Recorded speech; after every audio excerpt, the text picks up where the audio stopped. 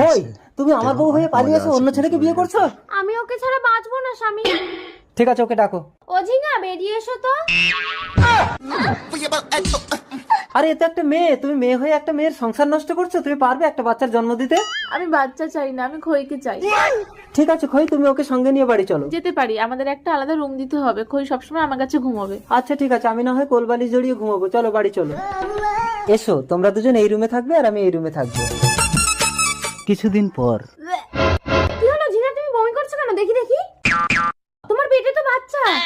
আমি না, তোমার জন্য আমি পুরুষের সঙ্গ ছাড়লাম আর তুমি পরপুরুষের সঙ্গ ধরেছো। বলো কার সাথে কি করেছো? বলবে না তো? আমি ল্যাংড়া বাবার কাছে গিয়ে কালো জাদু করে সব জেনে নেবো। ওই না বাবা, আমার বউ চলে গেছে। তোমাকে এত টাকা দিলাম, আমার বউকে আনতে পারলে না? এই কচু, কচু না, সবাই আমাকে কচু দা বলে ডাকে। আমি সাধু হয়েছি কেন বলতো? কেন? আমার বউ চলে গেছে বলে। আজ থেকে পিস্তল ছেড়ে দুজনে মিলে